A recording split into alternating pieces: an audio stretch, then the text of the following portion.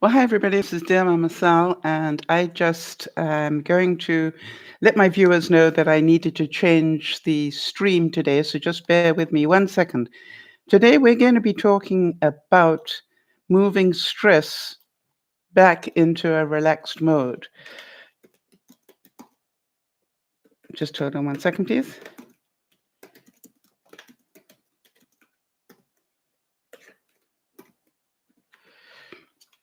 And that's a really important skill to know, and we're going to be talking a bit about that today.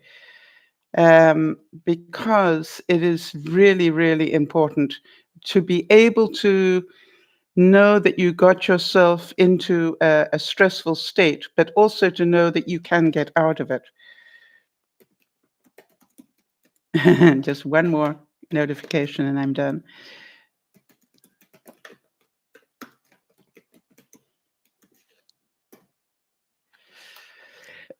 Excuse me. Okay, I think we're done now.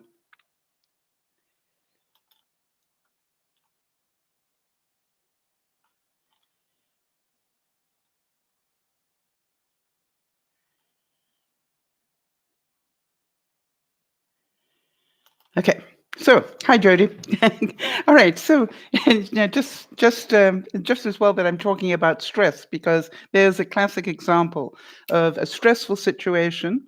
All right. I was all set up um, to do a broadcast, and when I actually clicked the button to go live, it wasn't connecting properly. So let's think about that. Because it's a really, what I want to do is to take a number of examples and show you, basically how to de-stress the situation. So here I was all set up, and I need to tell you that I was all set up, all right, to broadcast. But then when I clicked all the buttons and went go live, it didn't connect properly. And what I know from experience, and that helps, that I do have experience, is that the fastest way out of that is to let it go. That's a good one. And start again. But starting again means I will be late. All right? I don't like that. But does it make sense that I need to let go of the fact that I'm going to be late in order to get this to work quickly? Working quickly and being late sounds like an oxymoron, but it is a reality. The fastest way I could do it was to just start again and then, let people know that I changed the channel. Now, does it mean that I will lose some viewers? Maybe. But, it is what it is. And if they want to see what I did, they can always watch it on the replay, which is why we do it here on YouTube. So, do you understand that the setup was fine? Just the technology didn't connect for me. Now, should I take that personally? No, I'm sure it happens to everybody. So the main thing is, this is the one, whenever you want to change stress into relax, you need to let go of something. So do you understand by the example of here I was unable to broadcast, that makes it stressful. Going to be late, that makes it stressful for me.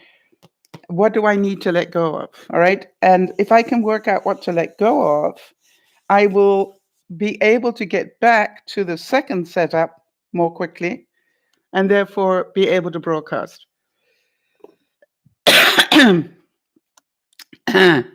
Please excuse me. Apparently, I've got allergies going today, and I didn't take an anti-allergy pill this morning.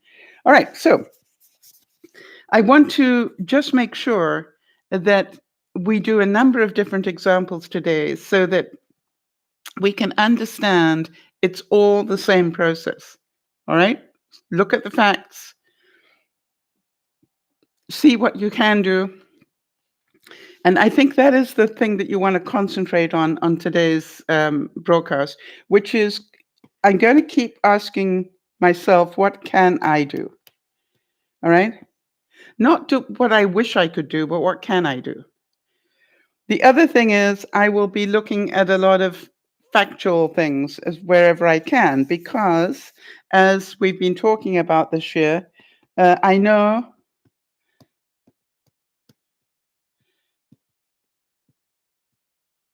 that it's difficult to write at this angle. Oh gosh, that's a dog's breakfast. That word is rational. Okay. I know that every thought I have has to travel through my emotional part of my brain before it can get to the rational. So we're talking a lot about where is the emotion and where are the facts.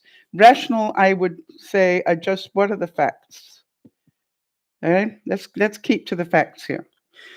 All right, so I thought one good example would be, let's take the very difficult thing with the Walmart shootings in the States.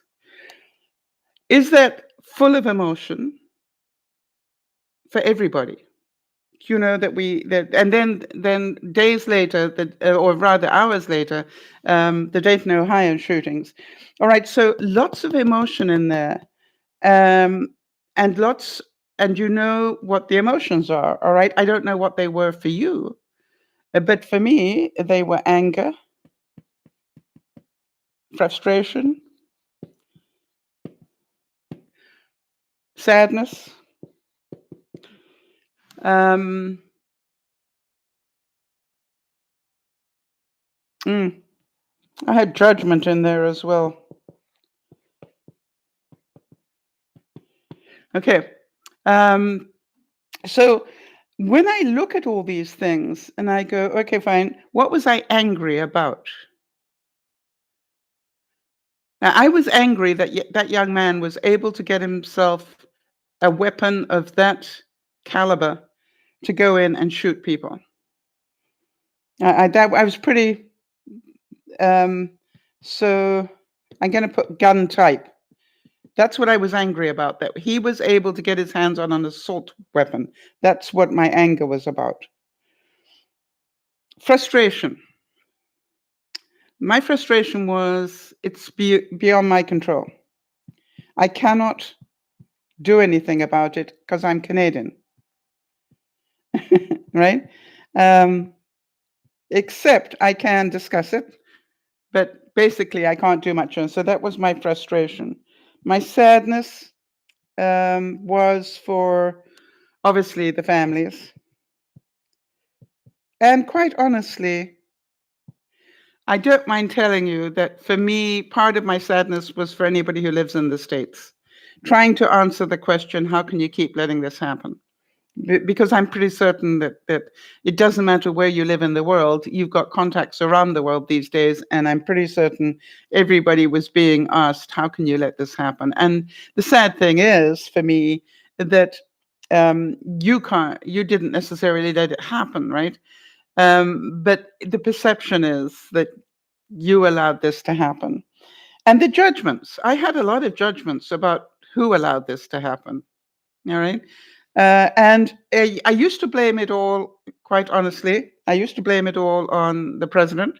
But now I'm really spreading my wings a lot further when I do the judgment, and I'm going, where are the Republicans? I cannot believe that they think this is okay. And then, of course, I had a little think or two about the NRA. That's the National Riflemen's Association that is such a, puts so much money into politics. So that's where I was at. So let me have a look here. If we know all of those, I'm just going to take these away because we know these were the emotions. And now we're going to see what do I need to let go of? Or what, rather, let me change the emotion now. And let me see, my next bit of processing is what can I do? All right, so that's the next thing. What can I do? So is there anything I can do about the assault weapons situation? Well, I originally thought no, and then I thought yes. I think if people around the world started to have more interest in this, then maybe that would have some effect. Maybe not on everybody, but maybe it has some effect on enough voters that the gun control comes in. Not take the weapons away because we know the Second Amendment. I'm not suggesting that. But all really, I think most people want is to get rid of the assault weapons. All right? You can protect yourself with a lot. You don't need a military style death machine to protect yourself. All right, you haven't got a whole battalion of people about to attack you. So this is my thing is, yes, I think we can have this debate around the world about assault weapons, and most of the civilized world has already had this discussion and already banned them.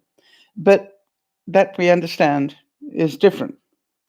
Um, if it's beyond my control, then I also think I'm part of the problem. All right, I believe that I do need to see that part of it is within my control. I can talk about it. All right, I have a microphone, and so I can talk about it. What can I do to get my control back again? All right, which is I can process. That's how I get my control back again. All right, I can process it all and put it in its right boxes. What about the families? Okay, so I'm going to put process here.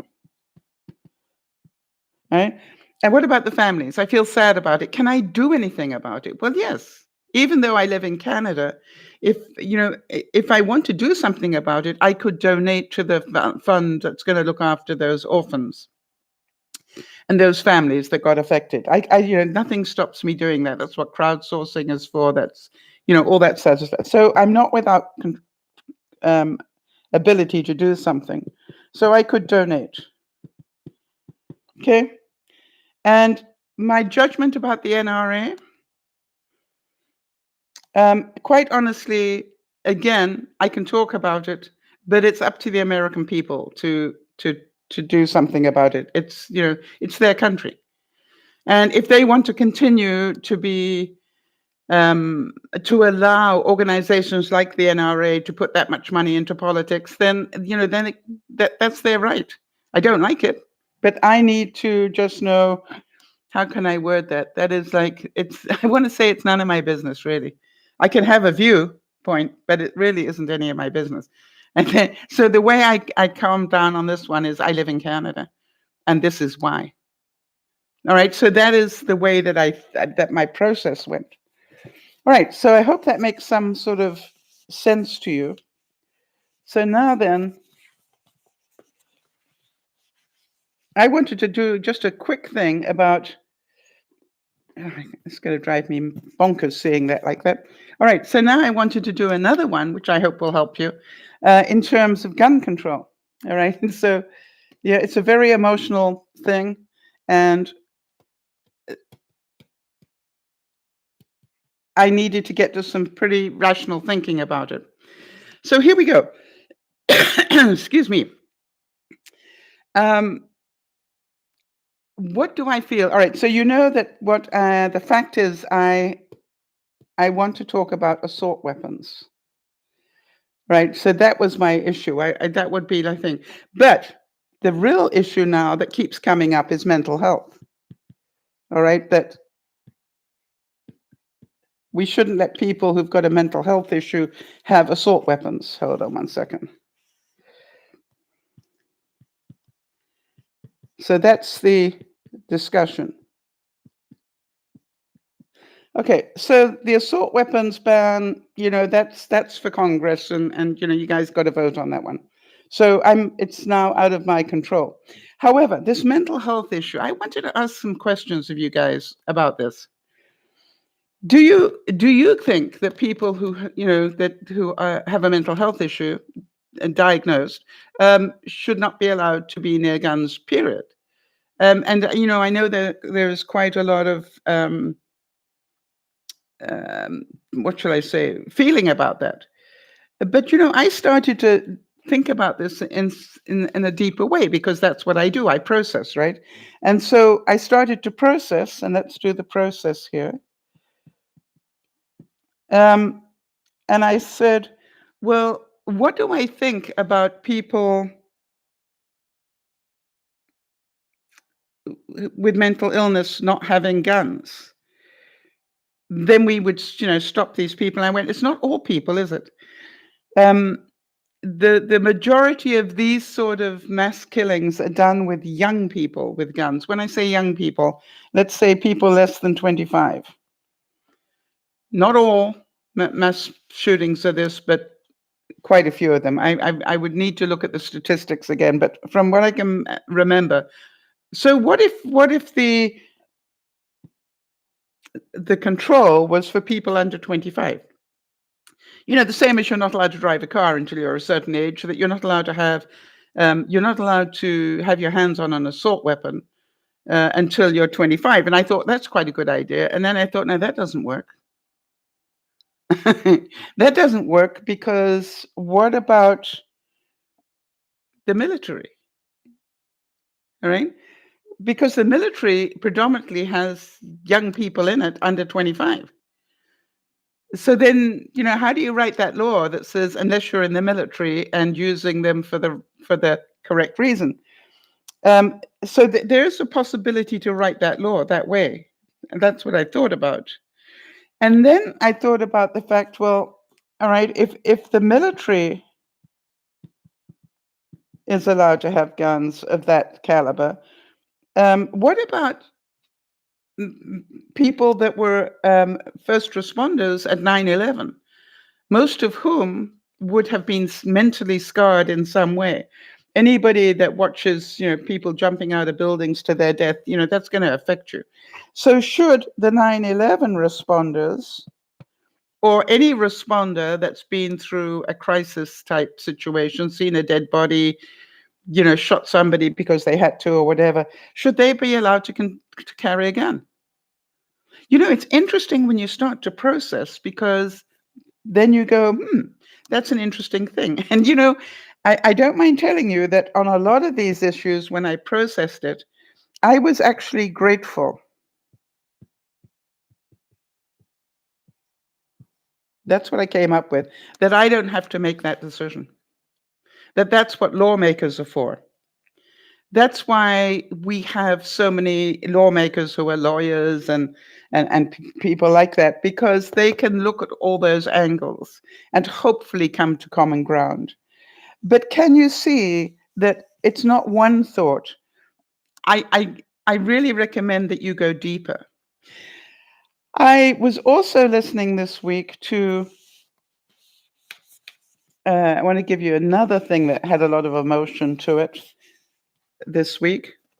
And that was, by the way, when I'm talking about 9/11 first responders, I also would say anybody that came back from Vietnam or Afghanistan or whatever, they'd all be under that umbrella of PTSD possibles. That's post-traumatic stress syndrome. All right, so another one that came up this week.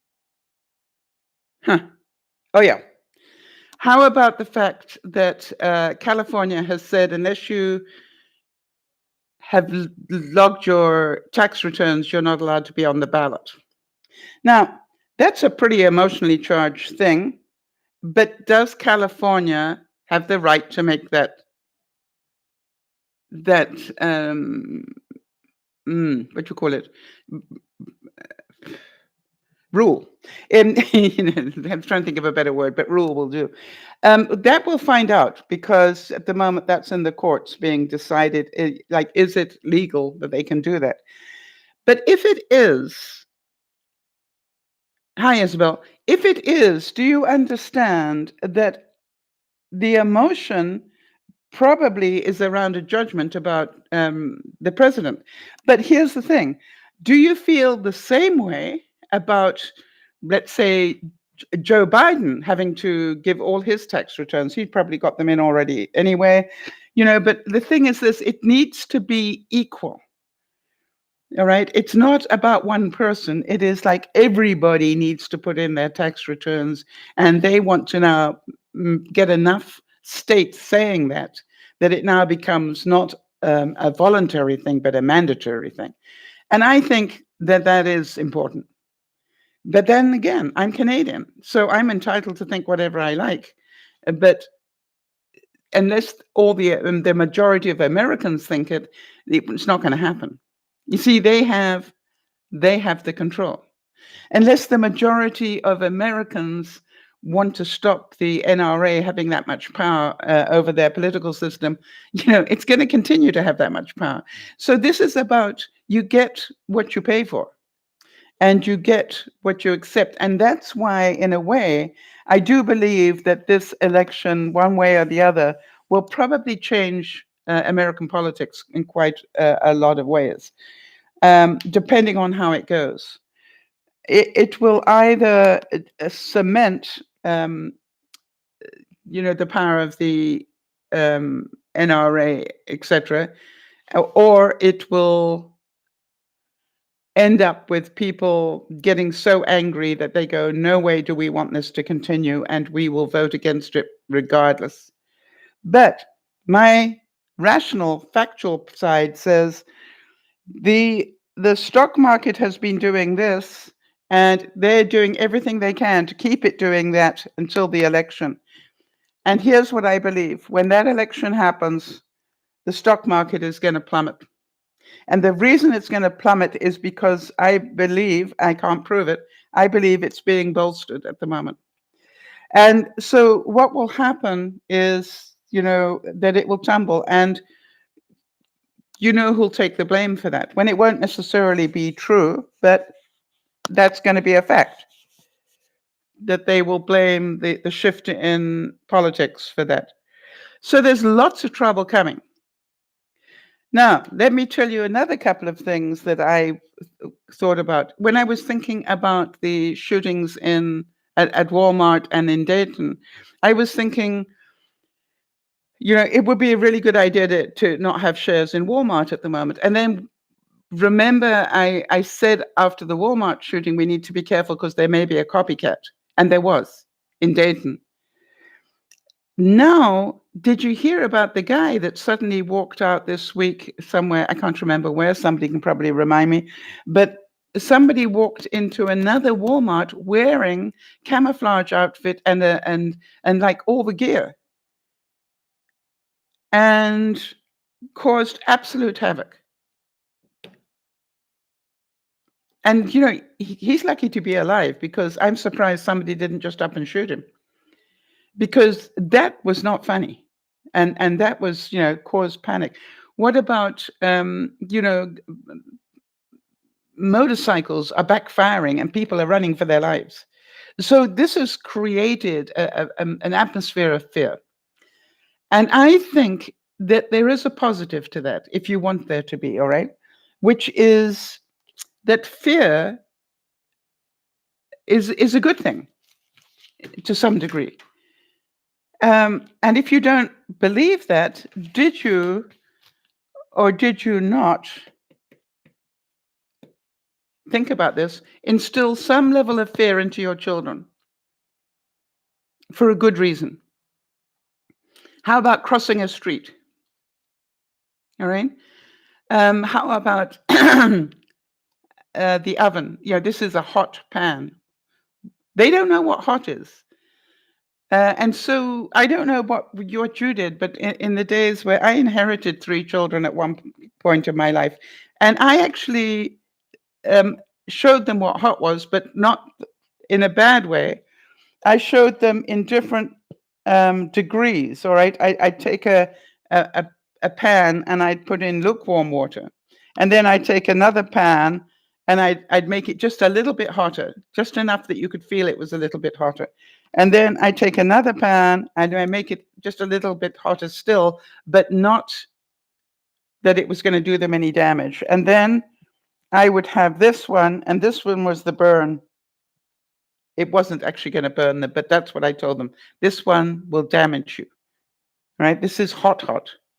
This is not lukewarm, warm, hot. This is hot, hot, and it's dangerous. And so all I did is I literally had the children decide for themselves, did they want to try the next one? And I made sure psychologically that I put the fear of whatever into them, that they didn't go for the burn one, because I wanted them to know that hot isn't something you want to play with. You could be scarred for life. And that's what you need to know. So some level of fear is not a bad thing. So part of what I was saying was that I can tell you that I normally shop at Walmart, and I can look at shopping at Walmart in two ways now. I can either go, it could be dangerous because a guy with a gun could walk in, and I could stop, shopping at Walmart completely, just because a guy with the gun could walk in. But with all due respect, I can get in my car and drive to the bottom of the street, and a guy in another car can hit me. There's more chance of that happening than getting shot at Walmart. See, that is the reality. That's rational thinking. So, do I get in my car anyway? Yes, I overcome my fear and get in my car because it's convenient for me to do that. Make sense? So, as long as you have decided what your personal level of fear is, um, whatever it is that you're prepared to work with, then you're going to be okay. All right. So, some people will stop shopping at Walmart. I understand that. Is it fair? Absolutely not.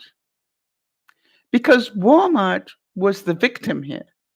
Well, no, the victims were the victims, but you understand that to some degree, Walmart was a victim as well. Because an awful lot of people are not going to be shopping there for fear somebody's going to walk in with a gun.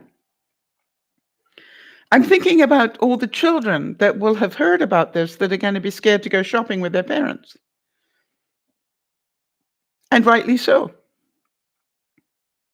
But if we go there, Mommy, will we be shot? Right?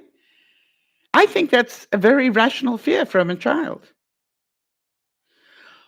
And now let's look at the fear that's come up this week. All right. When I say this week, but just in the last 24 hours, how about all those children of undocumented workers who went to their first day of school? Now, I don't know about you, but is that the happiest and saddest day anyway for most parents, right? First day of school. And so all these parents dropped their kids off to go to school and probably cried their hearts out after they dropped their kids off, and then went to work, and then got caught in a raid for undocumented workers. Right, now let's do some processing on that one. All right, any of you want to give me some words around that? What was your emotion when you heard that ICE went in and collected up 600 plus undocumented workers? And it takes a while for people's comments to come through the system at me. So I'm going to carry on talking, and I'll talk about what the viewers came up with as they come in. So my reaction was, wow. I just went, wow. This is on the same day, all right, that we're mourning the loss of all these people in El Paso and Dayton, Ohio, and now we've got this raid going on. And I just had an issue about the timing. I thought the timing sucked. That's a judgment. That's a judgment, but I thought the timing sucked. What else did I think? Sad. Oh, so sad for all those children that mommy or daddy dropped me off to school, but where are they now? And some probably lost both parents in that raid, not just one. So I'm going, yeah, I cannot imagine that. I cannot imagine being, a 6-year-old or something. And, mommy or daddy dropped me off at school and then trying to understand why they didn't come to pick me up. And they might be gone forever. I don't know how you describe. I don't know how you explain that to a child, and I don't know how they don't get mentally scarred for life. So there's part of me that goes, my rational brain thinks, yeah, that would create mental health problems, right? For those children. So my question is, I wonder if we're going to give those children, that sort of mental health support, regardless of whether their parents were undocumented. But the one thing that I did spend a lot of time on, that was important, I didn't actually spend a lot of time on, that's not true. And that was about the fact that was it fair? All right, we know fair, that sort of justice thing comes in. Was it fair that ICE raided and collected up undocumented workers? I don't know about the rest of you, but to me, when I really get down to it, I think that is fair. All right, I don't like it. I would hate it to happen to me, but if you are illegally in a country, um, yes, exactly that point, right, Sharon, and that's the point that I'm saying. Sharon's saying, I was sad for the kids, but mom and dad knew they were breaking the law. Yes. And that's exactly what I'm saying. So, was it fair? Was the action fair? I would say yes. Did the timing suck? Yes. I hear this morning that something like 150 children are not at school in one district today. Guess why? Right? They're scared. They're scared that if they go to school, mommy and daddy might be taken. So, but is it fair? Yes, they are here illegally. So I get that. I'm not suggesting that that we that it's not right that to take illegal people and remove them from the country.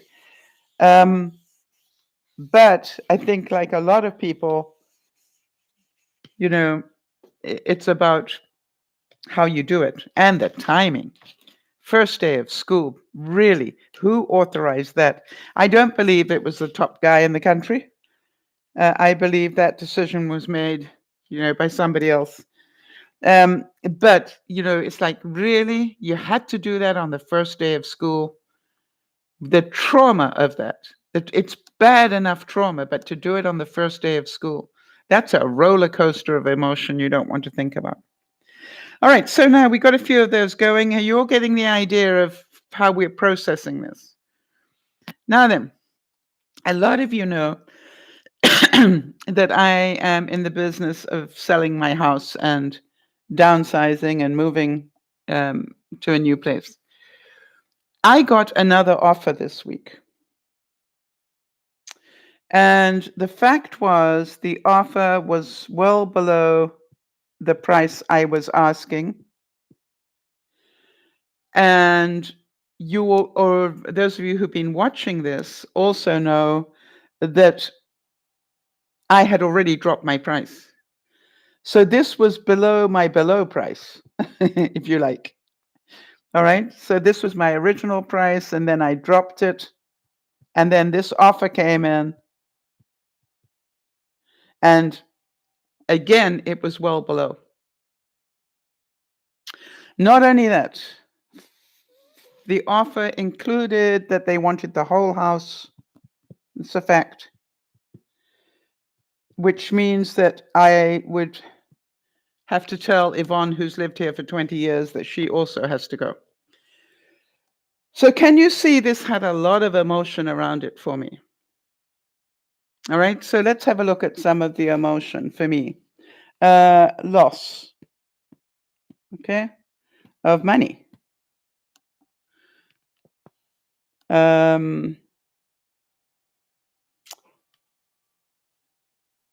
There was part of me that felt a loss of, how can I word this? I'm going to put protection, but let me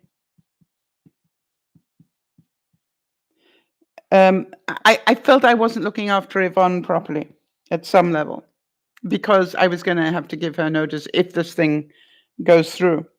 And then what I thought about was, what can I do? All right, I need to accept this offer because I'm beginning to realize that is where the market is, and I need to just get into reality. All right, the reality is the housing market sucks at the moment, and do I have the ability to hold on for maybe another 5 years? No. So therefore, suck it up, buttercup. Go with reality. The market sucks. All right, and so I put the loss of money under emotion because is it true that I've lost money? No. All right. Oh, wait a minute. Let me get onto this protection of Yvonne for a second. So what I did was I discussed this with my realtor and I said, what if I get another deal that comes in? Oh, by the way, they didn't want possession until middle of November. That's a long way away. So I said, what if I get another deal that's better than theirs and the dates suit me better? And they said, well, why don't we, in this offer, put in a clause that allows you to take another offer? You know, if you get a better offer in terms of money or timing or whatever, you know, that you can go back to them and say, remove your subjects and make this a clean deal, or I take this other one. And they're going to have 24 hours to do that. The subjects being things like a house inspection, that they sell their property, which is part of their deal. There's a lot about the deal that I didn't like. But, you know, I also kept hearing in my head, a bird in the hand is worth two in the bush. And I also know that every offer that I've had has been below assessment value. This one, I managed to get it above assessment value. So I'm grateful for that. All right, now let me go back to this whole subject about loss of money. Okay, I'm going to just get rid of this for a second.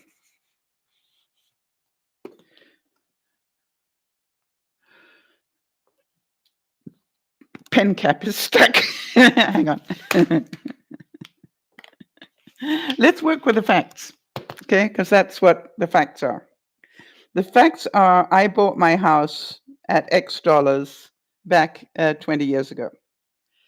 Okay? Is it a fact that this offer is more than that? Yeah. Okay. So this is more than this by quite a bit, people. So is it a fact that I will make a profit? Yes. By the way, some would say a healthy profit. All right? By the way, is that healthy profit more money than I would have made if I'd invested it somewhere else? Yes. Even this low figure would be a better investment than anywhere else. So let me ask you something. How bad is this offer? See, that's where I got to. I did all that processing and I went, seriously, I need to look at this. But before I do that, I thought, let me talk to Benji, for those of you who know Benji, because actually, no, first of all, I went back to my realtor and said to them, because that's what they're there for, right? Do you think, so what was this? This was input. I like to get input on things, not because I necessarily want to do what other people tell me to, but I want to hear what their thinking is. And so I said, do you think I should take this deal? Now, quite honestly, my realtors went both sides of Sunday on this one. Do you know that sort of answer where they go, well, you know, a lot of people would say da da da da because da da da da, but on the other hand, you know, da da da da da da da da. And for those of you who know me, when I ask a straight question, do you think I should take this deal? What am I looking for? A straight answer. And I understand that they didn't want to give me a straight answer because they didn't want to upset me, or that they didn't want to get involved, but they're my realtors, for goodness sake. So then when I realized I wasn't going to get a straight answer, I go, who else knows about the realty business and can give me a straight answer? And that, of course, is Benji, even though he's in the States and the system is different, but he's been through bad times, right? He's been through the American um, housing market problems. And so he knows. And I remember him telling me a year ago, Sal, be prepared, because I think the market has slowed down. Be prepared to know that the market is doing this, and you may need to drop below the game to be able to sell. In other words, if the market value is here, my bank says that my house is worth about 40,000 more than I got offered. My bank says that. But the truth is, this is where the bids are coming in. So, the bank can say it's worth twice that. But if all the bids are here, what's reality? Reality is here. Makes sense. So I remember Benji saying that to me. So what I did was I thought, I just need to double check this. I'm pretty sure I need to take this offer now. So I texted Benji and said, are you at home? ? Available ? Now, I never do that to Benji, right? I just don't do that unless I need to talk to him. And he knows that. I could have actually put in, 999 or something, but or 911, but that was too much of an emergency. But, I wanted him to know this was pretty important. So he texted me back and said, not at home. I can talk to you as long as you like tomorrow after 10:30. And I texted back and said, I have to make a decision by midnight. No problem. Because what did I know? I could make this decision on my own. I would have liked his further input, but I was pretty sure I knew what he'd tell me. And therefore, I just could make this decision on my own. And I think part of this having input is to know you're not asking them to make a decision. You just want to know what their feeling is. All right. And so what my reality was, I've got my realtors telling me either way, if you want to hold on, you can. But on the other hand, who knows how long the market's going to stay like this? So they were right on both those issues, but it wasn't a straight, this is what I think you should do. And I was pretty sure I knew the answer I'd get from Benji because we discussed it before. Now, what I want to show you is, right now you've seen my process, right? By the way, he texted me back immediately. He was watching the movie Once Upon a Time in Hollywood.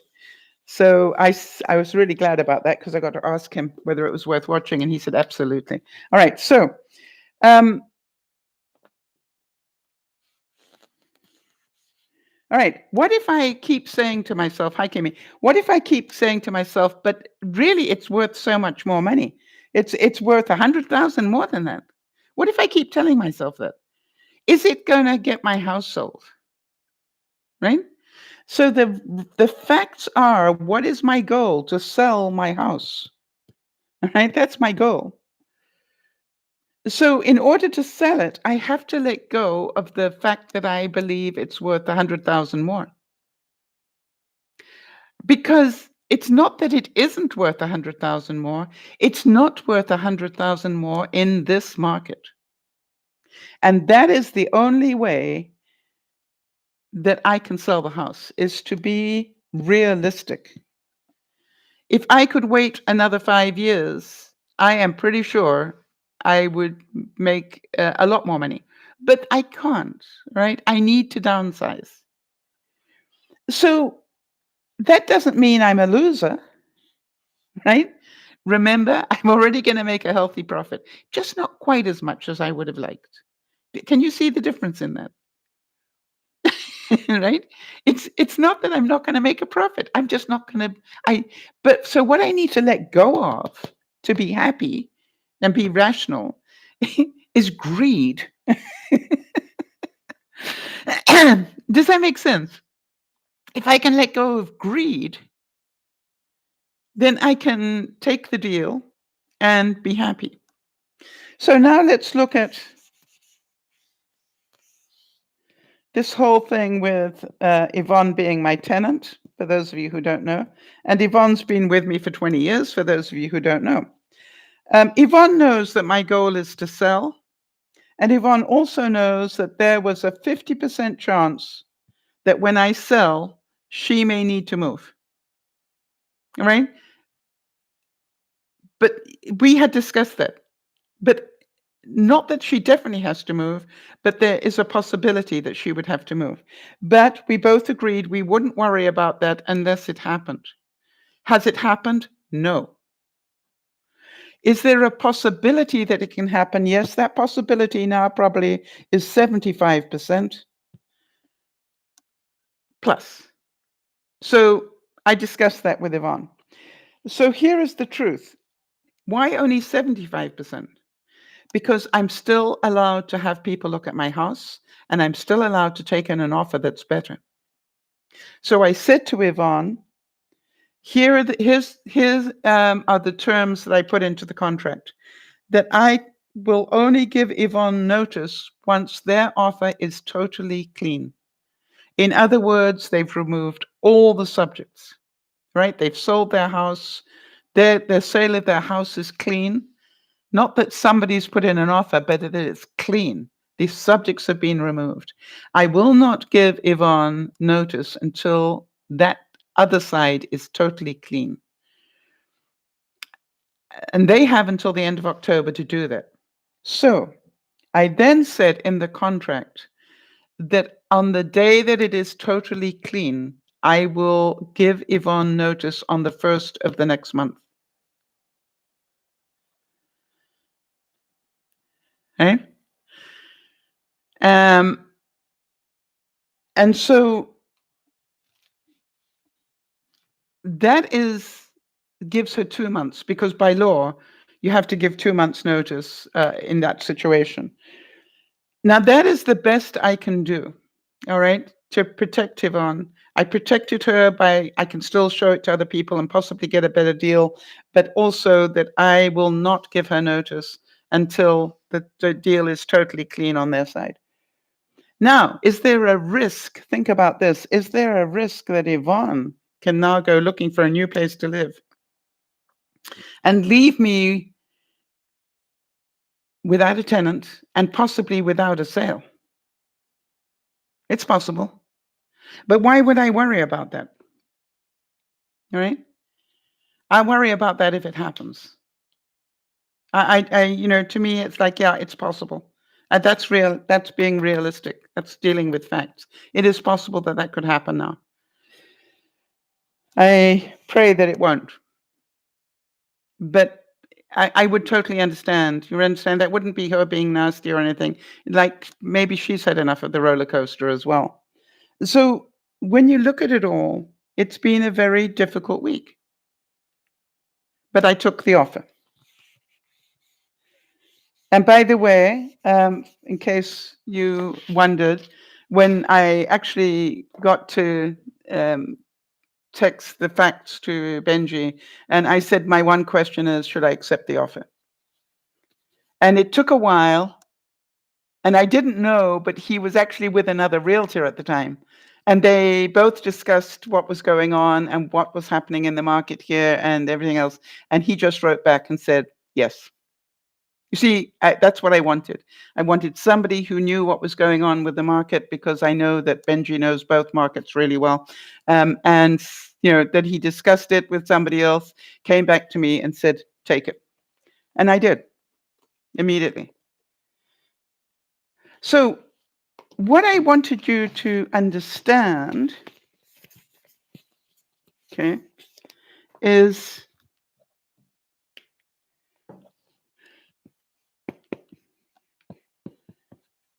did I have a lot of stress? We're talking. Yes, Sharon. Sharon is saying, and I thank you for that, Sharon.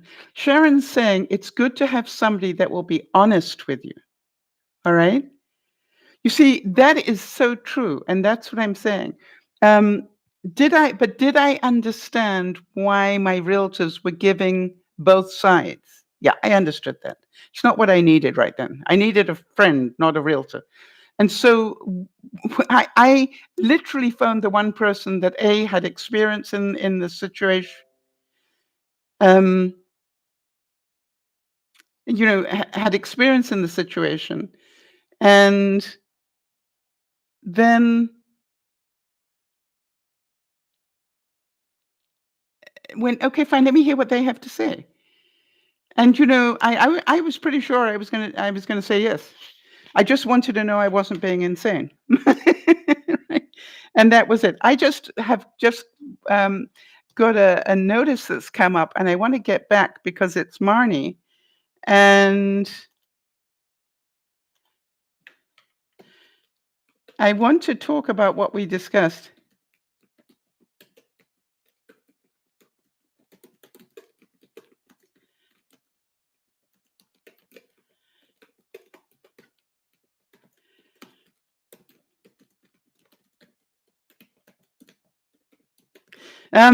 Okay, I'm just asking for permission to discuss what we discussed when we were at dinner this week.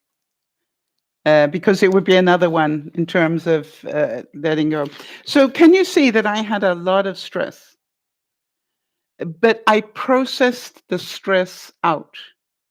Okay, thank you, Marnie. She says yes. Oh, tears in my eyes.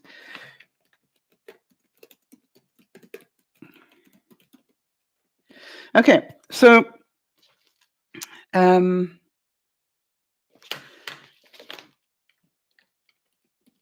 because I think whenever we can do these real life ones, it's so much easier. All right, so what we do is we get rid of the stress by doing the work. That's what I'd like to say. All right, the way you get out of stress is to process it properly. All right, so yes, Kimmy, it was a very difficult decision. And this very difficult decision included losing, I think it was nearly $100,000. All right, but I didn't lose it because I didn't have it. But you know what I'm saying? It's like if I wanted to go that route, that's what it felt like when I started. But the truth was that if I really looked at the facts, it wasn't true that I was losing 100,000. I was losing Disneyland. Do you guys know what I mean by Disneyland? That was my dream, that it was actually worth that much money in this market. Well, guess what? It wasn't. So I just needed to let go. All right. So the first thing, one, is process. Right? Like any loss, you're going to process. And what do we know that we're going to process in a loss? You're going to start off with denial. I can't believe they offered me that much money. Right? Denial. Then anger. How dare they only offer me that much for my beautiful home? And then sadness. All right? I'm so sad. It isn't worth what I thought it was. And then reality, acceptance that, hey, hang on a second. What is my goal? My goal, the way I get out of stress is to remember, okay, what is my goal? My goal is to get the best price I can in this market for my house and move on. All right. Selling my home is my goal. It's very difficult to write over that side of the board from this angle, apparently. All right. That's my goal, is to sell. And so I don't have to feel, do you understand? I don't have to feel miserable here. I can let go of loss because I still made a very healthy profit. I need to concentrate on that. Am I making sense? When I concentrate on the positive, and it's just like so easy. But you need to process to get to that point. You need to go through that cycle of loss. And so now it's like, okay, now what am I doing? Well, you want to hear my stress for today? I'm certain that this will amuse you. Okay, so let's look at today. Because do I have a lot of stress today? Well, Friday. First of all, Fridays, what do we know? 2 broadcasts. Okay, so 2 broadcasts on a Friday. Plus, guess what? There is a showing tomorrow morning, tomorrow early afternoon, which means that between these 2 broadcasts, I need to totally tidy up my house and get it ready to show. Because tomorrow, I will not really have that time. So is that a pretty stressful day? How many of you going, oh no, Sal, drop the second broadcast, or do I know you would say those things to me, but the truth is, do I need to let that go? Because what reduces stress is to process. And I'm going to go like a bat out of hell for those hours between the 2 broadcasts, and I'm pretty sure I can get ahead of the game and be ready to do the second broadcast.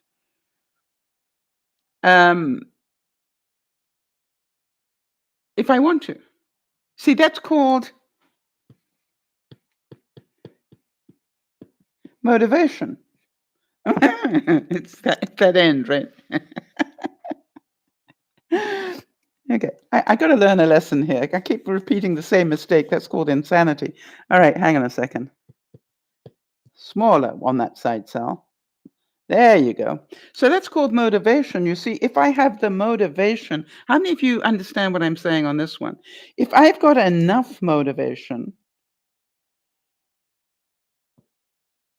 I can get both these done. Not only that, all right, not only that, but I probably got, if I have enough motivation and enough doing the right things rather than getting distracted, I probably have enough time to get all that done and rest. That's the truth. All right, so Sharon's saying, with all that you've been through, it almost makes me not want to sell my house. I want to tell you something, Sharon. It's not easy, but it's no worse than moving. Do you know what I'm saying? The difference, if you rent a house and you have to go and look at new apartments and things, I think that's way more stressful in some ways. The only difference is the amount of money you're playing with. It's way bigger. And that, of course, is what makes it so difficult. And so there was part of my process, Sharon, that I went, if this was the difference between $5 and 9, then, would this be a difficult decision? I'm going, no. The thing that makes this a difficult decision is the number of noughts at the end of it. That's what makes it a difficult decision. So Kimmy's saying, right. She's saying that I thought I was going to sell some new items for a particular price, and everybody wants the items for a lower price. Even if you have lowered the price and you don't lower the price, I don't make the sale. Yes, so sometimes you can lower the price and not get the sale. That's true. And so this is, it can be one of two things. People don't want to spend that much money anymore. All right. I was saying to somebody yesterday to Marnie, and remind me to go, but Jody, can you remind me to tell Marnie's story? I was talking to Marnie about the fact that I'm a diabetic, and I literally can buy my diabetes stuff, the pokey things, lancets, I think they're called, the pokey things, and the strips would cost me about $150 in Canada, even with Canadians, medical system being what it is. I think it was $80 for the pokey things, and then another 50, say, for the high boob, another 50 for the strips. And I do what everybody does these days. I immediately went to Amazon to see if I could get it cheaper there, and funny enough, it wasn't that much cheaper. And then, being who I am, I went, I wonder whether I can get it more cheaply on Wish. Now, did I have some stress about that? Yeah. I had some stress, right? what were the fears? The emotional was, would it be as good?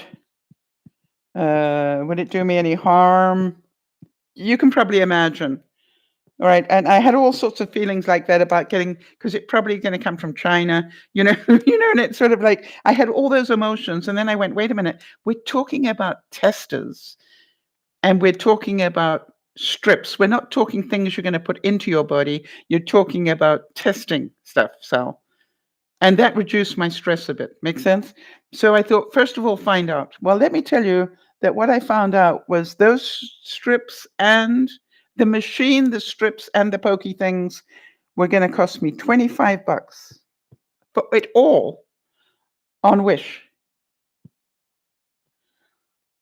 versus just the pokey things and just the strips. I think were going to cost me 80 something in if I did my normal order. I'm going, that's quite a saving. And I'm going, but I don't need a second machine. I'm going, who cares? At that price, I'll take the second machine. And so what I did was I thought I'll buy one machine and the strips and everything, and then I will do an experiment because that's what I like to do. And I did experiments for a couple of days testing my good one versus the cheap one. And guess what I found out? Apparently, money doesn't make a difference on testing strips. They both do the same. Yeah, I did that. That's exactly what I did, boo. So, what did I know? I could save a lot of money. All right. And by the way, the second time I was able to buy just the strips and the pokey things for that cheap machine. And I think I still ended up paying $25, but did I care? No. So, what I needed to let go of was after I processed whether this was going to be a problem, I needed to let go of the fact whether they were any good because I found out they were, and were they going to do me any harm? Not that I'm aware of. They look exactly the same, quite honestly. So I reduced my stress, and now I'm able to share with you. If you happen to be diabetic, you can save an awful lot of money. Okay, so now then, I want to tell you a little bit about Marnie's story. I went out to dinner. I had an advanced birthday dinner with Marnie. For those of you who don't know Marnie, she's a very dear friend of mine. I've known her for over 30 years, and she is one of the nicest people you could ever hope to meet. But Marnie, like a lot of us, has been through her fair share of problems in her life. And so being aware of that, all right, she's always a very interesting person to talk to because she has a different balance point, but she is incredibly balanced in the ways that you and I would probably pray to be as balanced as she is. However, she also has a great sense of humor, very willing to discuss things, and as you are about to hear, very willing to actually share things. And some of you know, those of you who are regular viewers, that Marnie has been in an incredibly interesting relationship for some time with a really great guy. Yeah, my judgment, with a really great guy who is not perfect. And I don't want to get too much into all the details of it because I think that's not where I want to go with this. But what happened recently, I just want to give you this one circumstance. You need to know that because of work, Marnie's man ended up having to move out of British Columbia and moved into another province. We call them provinces, not states. Moved into another province. So they are now geographically challenged. That, funny enough, didn't faze them. They believed that they could just be what they needed to be for each other and do it at a distance. A lot of people do that, and so that was great. But something happened. First of all, about a year ago. All right, and what happened was Marnie found out that she had not been told the truth on something. So I'm actually going to say that it was a lie, although I'm sure that if you heard both sides of the story, you'd probably hear that this was not quite the truth rather than a lie. But the truth is that it was a lie. All right. And then about 6 months ago, something else came up.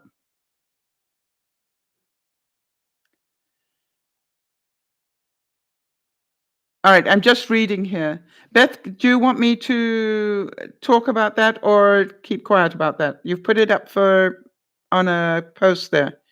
By the way, I wish you all the best on that. And by the way, Beth, I have every faith that you will do this the right way. Okay, Beth is telling me, wish me luck. I'm leaving for work tonight. I have to fire an employee for cash accountability. All right? She's going to state the facts and stay calm. Good girl. Firm, fair, and friendly. This is like, I would rather not do this, but unfortunately, based on the facts, all right, I need to. It's okay to say that, Beth. And Beth, I've had to do it. It's not easy, but just you know that it's the right thing to do. And also, it's really good to, it's a learning lesson for that person. What I don't know how you're going to do it, but I always say to people, I need to fire you. This is why. By the way, you've got 24 hours to quit if you'd rather do that. But that's what I used to do. But on a money issue, I would fire them, yes, because if they've done it once, they'll do it to somebody else. Not fun to do, right, Sharon? Okay, so do you understand? I'm going to go back now to the conversation, right? So there was a lie. And then about 6 months later, something else came up. And it was a lie that she didn't even realize at the time. And that had to do with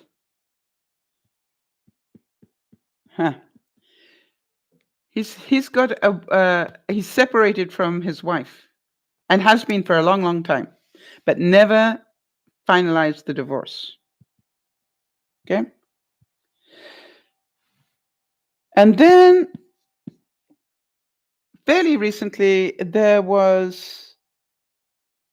he came to visit, he came into British Columbia to go to a family function and didn't take Marnie with him, nor did she know about it. Or he said that, he was just going to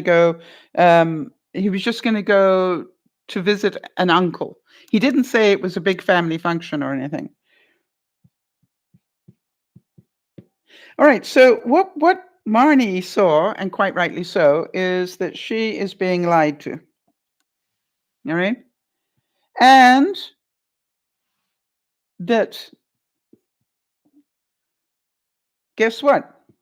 Who was also at the family function? The wife. So you can imagine that Marnie said that's enough, gave one chance, gave two chance, and third chance, done. But the actual thing that made one thing too many, and I'm going to draw a line here because this was done. Marnie had a really stressful thing going on in her life, and she actually said, I need help. Right? She texted him and said, I need to talk, I need help. And he was too busy. Now, she said, hang on a second. I spend every day of my life helping you, and today I need help and you're not available. And she was pretty PO'd about that, which was where the final straw happened. Now, I'm pretty sure that all of you are saying, get rid of him. All right. And you're probably going to be surprised to hear that I originally said the same thing, but when I was having the meal, oh, I'm going to leave the help thing in there. When I was having the meal with her, I processed it a different way. All right. And I'm going to go backwards on this one because you'll see why. What was the trigger here was that she needed help and he didn't give it. So she went into victim. All right. Could it have been perfectly true that he couldn't help her at that moment? Yes. But what Marnie heard was, now that I want help, you don't want to help me, and da da da da. And but I said, it's interesting that you went into victim because I'd like you to think about it. Could you have done something more proactive? Could you have got the help, but not necessarily from him? Could you have said, okay, I get it that you don't want to help me. I'll phone Sal. And I said, Sal's quite upset that that didn't happen, but she'll get over it. So can you see that? But what she did was she said, that's the last straw, over. And then I started to process these lies. Guess what? This lie here had to do with this. This lie here had to do with this. You see, you also need to know that this is no wuss of a guy. All right. He's ex-military, high up. He's got a lot of really good characteristics. But for some reason, this is his Achilles heel. And I don't know what the reason is, but this is a very interesting situation. Yes, I agree, Boob. Did he say, I can't help you right now, or uh, I'm not going to be helping you? He said, I can't help you right now. All right. I'm in the middle of, there was a situation going on. He didn't lie about having the wife. He didn't lie about having the wife, ever. No, that was your assumption. Right? The reality is that Marnie knew that he was not divorced. All right on, but presumed that by now he would be. So, but the interesting question, the interesting question is any lie that he has told to her has linked back to the wife situation. Don't you think that's interesting? He doesn't tell her lies about anything else. The only thing that he has lied about was things related to the wife. So my question to her is, does he know that? Does he know that the lies he tells are to cover up for the wife situation? And I found that interesting. And I said,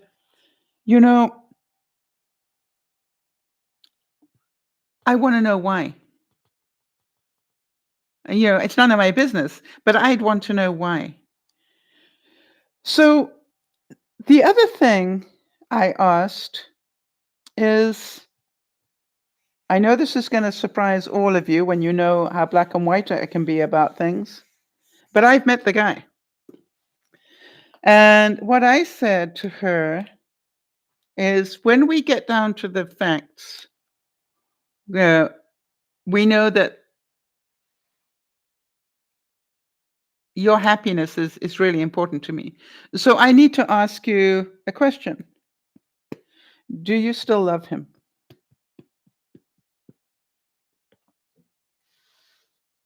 Okay. And question 2 was, does he still love her?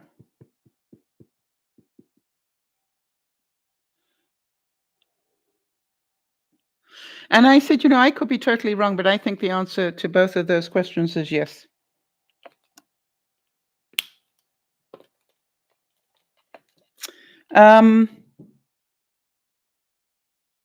So then I said to her, if the answer to those two questions is yes, what what do you need to do next? All right. So Kimmy's asking, quite rightly so, why did she get involved with a married man? She got involved with a separated man, which legally is not married. He is separated. All right. In other words, they no longer live together. Um,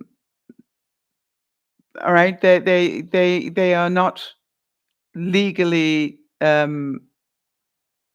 in limbo. Right. So the question, but I agree with you, Kimmy. Why did she get involved with a man who has not got a divorce yet? My question is, why hasn't he?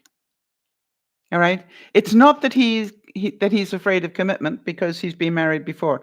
It's not because he's a wuss because he's been to war. And when you think about it, and he's led many men. He's not a coward or anything. So there is a really good reason this is going on for him. And can any of you, somewhere in your compassion, see that this is where he needs the help? All right. The other thing that I said, and I know that some of you are probably going to, splutter your coffee on this one. I said, Marnie, you and I are not the easiest women in the world. We are strong and we are opinionated, and we scare the living daylights out of something. Ah, Sharon. I never thought about that. Listen to this one. Wow. Hope Marnie gets to hear this. I knew somebody who refused to divorce her military husband because of her benefits. I'm going to pass that on. That is very interesting. Huh. Would never have thought of it.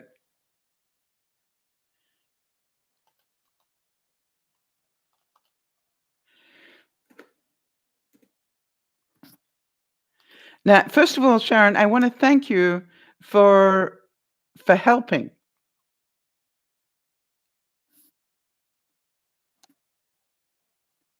All right. So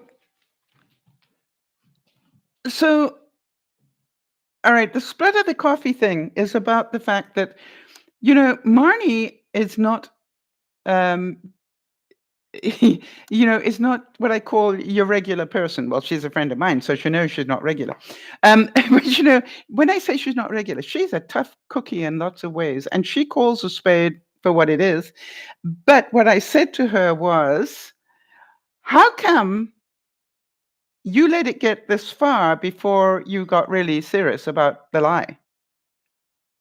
When I say let it get this far, and she said, because I'm a supporter. I like to support people. And I said, yeah, we know that. But I also know you to have backbone. And I also know you to be very strong on values. Therefore, part of me says, you need to go and have this discussion with him. And it does not need to be over text. It needs to be face to face, eyeball to eyeball. Does he know that the times he lies to her has to do with the wife? So why? Right? Because here's my thinking, and this is the splatter coffee stuff, because I would advise most people to get out of Dodge in a hurry. But I've met the man and I know Marnie. And you know something? It works. He is a really kind person that has a very sharp mind, also important, can debate, very important for Marnie. There are a lot of things that are going on that really work. The one thing is this wife situation. So I said, you need to go eyeball to eyeball, even if you've done it before, and do it one more time. because I know you love him, and I'm pretty darn sure he loves you because you're very lovable for the right person. And I think, you know, that would be true. The other thing I said, and this is the bit that I think some of you will splutter on, is I said, what if you're the only, well, actually, that's not true.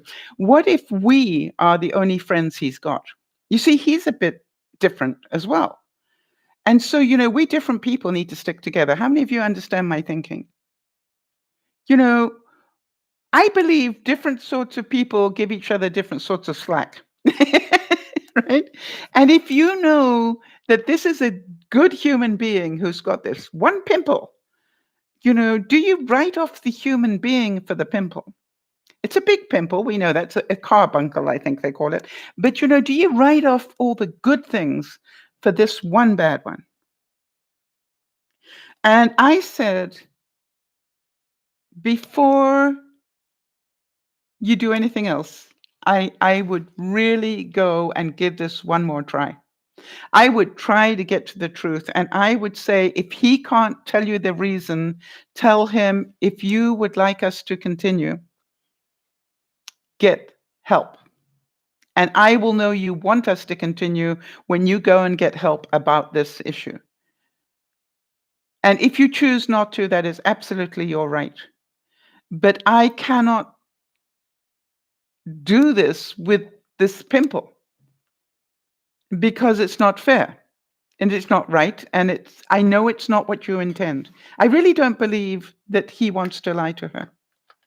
And, I said to Marnie, he's not lying to you because he's a coward. He's lying to you for some reason we don't know. All right? And I said, I would, without a doubt, if one of you wrote me this story, I would probably do the same as you did, which is said, get out of Dodge. But, I know them both.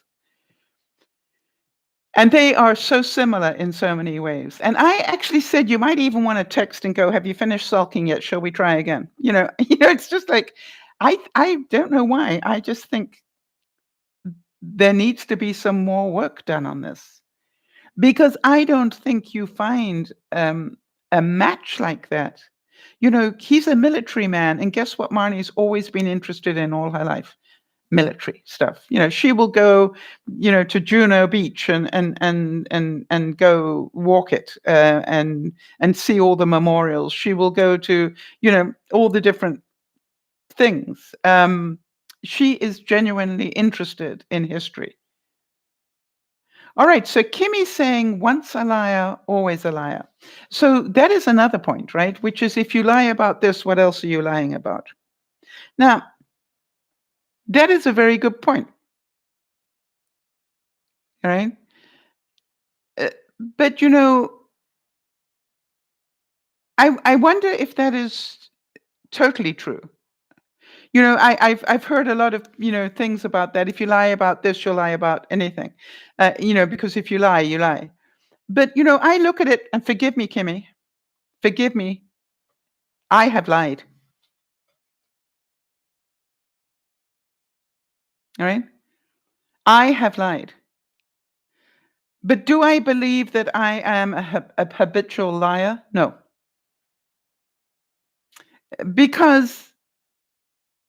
But am I a liar? Yes, I have lied.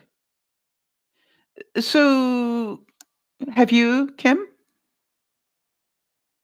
Has anybody else? Because I think that goes under the category, and let he without sin, cast the first stone. Because if you have never lied, then I would go for it. But, the truth is I have lied. So I cannot judge him on that. And I don't believe that that because he lied on this psychological thing. Yeah, that's right, Boob. Right. Yeah, exactly. Thank you, Boob. I appreciate it. For those of you who can't see the comment, Boob just said, that's it. I'm out of here. Mama Sal has lied. I want to send you a hug. But I know, Boob. I didn't believe it for a second. But thank you for understanding my point. All right. How can I judge him for lying just on one subject, not about a lot of stuff? It's always the same subject. And by the way, when you look at the things he lied about, in some ways he was trying to protect. I think at some deep level, he's trying to protect something. Now, let me ask you a question. Right, Jody. That's it, Jody. Jody's saying she's definitely told a lie too. That's it, Jody. Yeah. And no longer can you be my admin. You've told a lie. Right. Yeah, joke. So you see, that's my point. I cannot judge this man for telling a lie, but you see, you know why? Because every time he told the lie, it was about this one situation. Do any of you see that that's called a pattern? That's called a reason. There is something there that Marnie doesn't know about, and I think that Sharon might have hit it on the head. What if there is some money trail here, that there are benefits she doesn't want to give up? That actually is a brilliant suggestion. Jody? Jody's going, well, that's been fun, guys. Jody, I can tell you right now, with only the smallest amount of fear, that you would miss us. You would miss us terribly. And you would miss looking after us. And we would haunt you, Jody. But you understand the point that I'm making. And so I said to Marnie, Marnie, there's great learning here if we want it. You have every right to totally write him off. Yeah, totally get it. Now, the interesting thing was, and here's an interesting adding, how much do you think Marnie's mom wants to protect her daughter? All right? I don't think you've ever met Marnie's mum yet, but, and you might have seen a picture of her, but how much, by the way, Sharon, Marnie just wrote back and said that financial consideration is huge. Good point.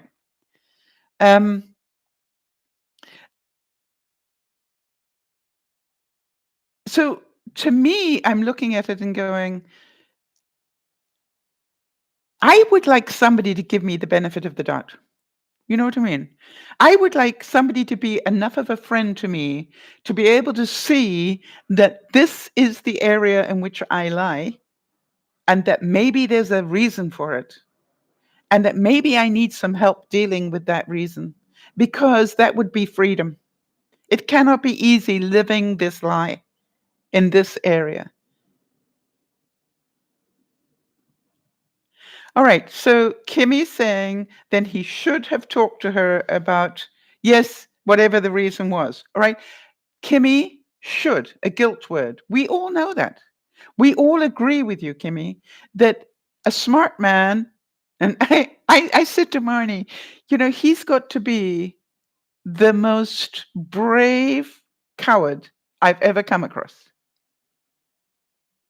You know what I mean? It's like, can you believe that a man with a military background that has led people into war, cannot tell the truth on this issue? And that is the question. Why not? Not because he's stupid. It's because somewhere here he's defending something about which Marnie doesn't know. So I said, Marnie, Sharon, that's it, Sharon. Sharon's saying she's lied to. Okay. Well, Sharon, I'm really sorry. Sharon, I want to thank you because, you in your wisdom, might have just hit this thing on the head in a way. Now, here's the thing. Let's say that Sharon is right. And now Marnie is left. Think about this. Marnie's left that she still loves him. He still loves her. But listen to this. Wife is still in the picture. Right? Now, question that I have. Oh, Jody, can you remind me to go back to the help thing? Okay. All right. I think I did do that. She could have phoned me. All right. So let's say that this is now the new reality. Yes. So that's the point that I've said to her, Kimmy. Kimmy's saying honesty will set you free. So we need to find out what that gobbledygook is that's causing him to lie. And if he doesn't know really what it is, then he needs to get help. But if he can say, actually, the truth is, she has told me, I mean, I don't know, maybe she's Catholic, that she will never divorce me because of the money or the benefits or whatever. All right? Right? Then he needs to say those words to Marnie. Because then Marnie has a choice. All right? Does she want to be in a relationship that she will never be married in? By the way, some of you know that people have been in this situation and done bigotry, and just married a second wife. But he didn't do that. But if it is true that they love each other and she will never let him go because of the reasons, whatever they are, what do you think she should do then?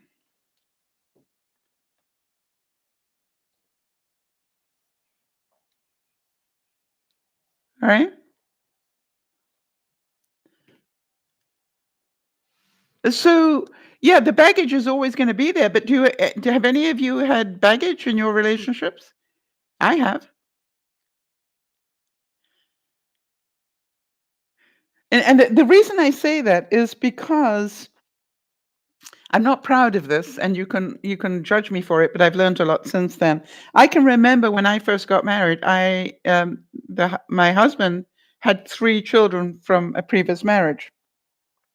And they took up an awful lot of his time, and I wasn't very evolved in those days, and I used to complain about it, quite honestly. And one day he sat me down,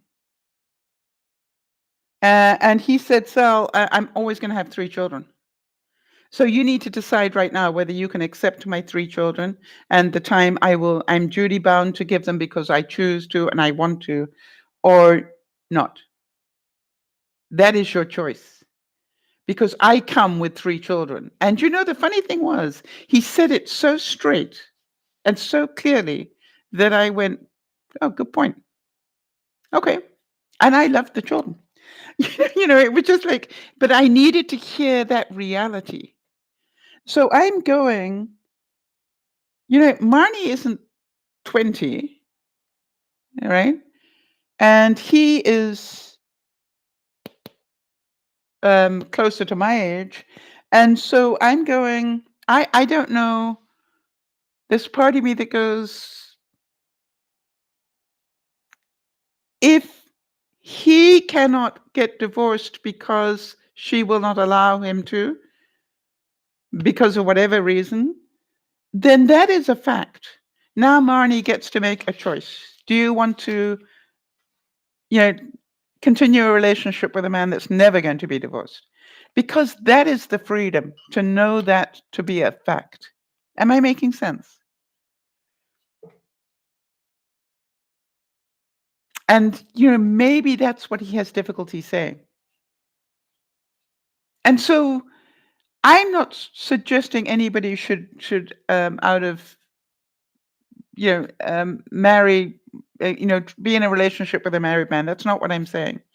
But if the only reason that they are married is because legally they cannot get out of that marriage, then do I think he should be miserable for the rest of his life? And no, I don't believe that. I could be totally wrong in that judgment, but I don't believe that. I believe that life is very short.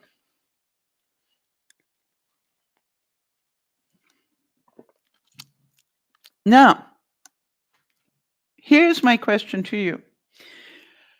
Why did we actually went out to dinner to celebrate my birthday. How much of the dinner do you think we spent talking about this? And there was part of me that was, I so wanted to be able to come up with an answer. And no, it wasn't all of it, Sharon, because it's Marnie. And Marnie did start off, 75%, maybe 50 at least. But the point is that Marnie has never No, I can't say never. It's happened once before. But normally I would be the one, jibber jabbing away because that's the way we do it. And then we talk politics, and she always, jibber jabbers back on that one. But it's pretty even, when we talk. Probably normally I talk a bit more. I cannot tell a lie. Um, not today.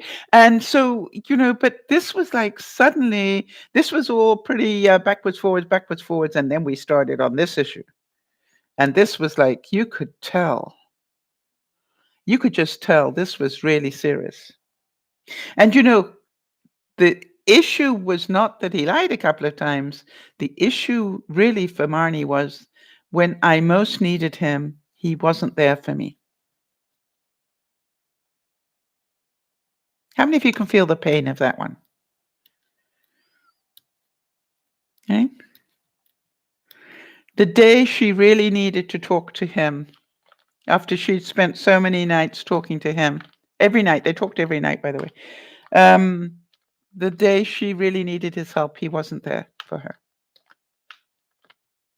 Now, I want to go back because this links into life things. You remember I was talking to you earlier about that when I really needed help, I contacted Benji, but I checked first, are you at home? Are you available? All right. I didn't presume he was available to talk to me. All right.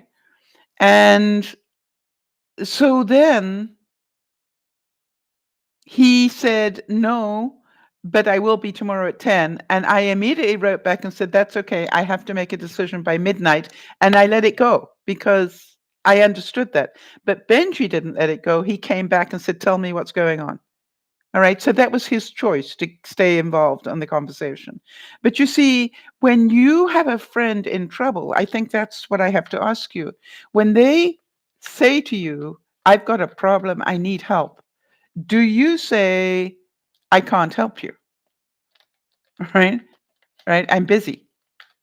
Or do you say, can't help you this second, but I can make half an hour in about 10 minutes? You see, I think that was what was missing, was I can't do it right this second, but, I can do it in a little bit. Because we can all do it in a little bit if we want to. For goodness sake, Benji did it whilst watching a great movie. Why? Because he wanted to help me. He knew that I don't ask for help very often. Now, Kimmy's saying, and I totally understand this, Kimmy is saying, I hope you guys don't get mad. Look at it this way. If he's still married and until he gets divorced, she should not be involved with him. He is a married man.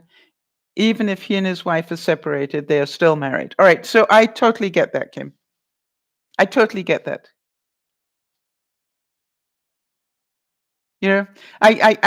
That's where I choose to agree to disagree. Right. And I see the same thing, Sharon, that I think it's Marnie's choice. I don't think it's our choice. But if the reason he is still married is because of something, he is unable to change, then I just don't think that is I don't think he should be miserable for the rest of his life for that. That's just my feeling. All right, so Boob is saying, no, you help them. But if you're busy with an important thing in your life right now, and you can't help at that moment, not everybody can be available 100% of the time for other people. And that's what I'm saying. When Benji said to me, I'm not at home, but I can be available tomorrow, I knew he was busy. And I just said, not a problem. I just went, NP, I can make this decision, because I did. I knew I could make it because I could hear what Benji was going to tell me anyway. You know what I mean? And then he must have had a feel bad moment or whatever, because he texted me back and said, give me the facts. And I just literally wrote 4 facts for him. And because he knew all the background, right? Benji knows I'm selling my house. Benji knows what my house looks like. He knows my life, right? And so therefore it was easy for him to take the 4 facts, and then he happened to be sitting next to another realtor. Well, how about that? They just quickly discussed the facts and they both agreed, take the offer. So I understand totally, Kimmy, what you're saying. I am certain anybody that's Roman Catholic would also agree, that married is married. And I I just don't know why there is part of me that goes, I just don't think people have to be miserable for the rest of their life because of a mistake. That's just my feeling. I've got tears in my eyes. This to me is what all right, so here is the thing. What if he is a good enough man that he doesn't want to divorce her because she would lose the benefits? What if there is some medical situation? Could any of you see this in a different way? You see, that's what I'm trying to do. I'm trying to work out that there's some good in here somewhere that I just don't have it yet. And so to me, I'm not saying what I believe is right. What I'm saying is I believe it's worth fighting for. Right? I believe it's worth taking another shot at to find out what's going on. Because maybe in finding out, and I've got tears in my eyes now, but I think somewhere in finding out what's really going on, she might be able to help him. And maybe he does need to go and get some, professional help around this because it obviously is affecting his life. And he is really doesn't deserve that either, right? He deserves to be in a position that is not like this.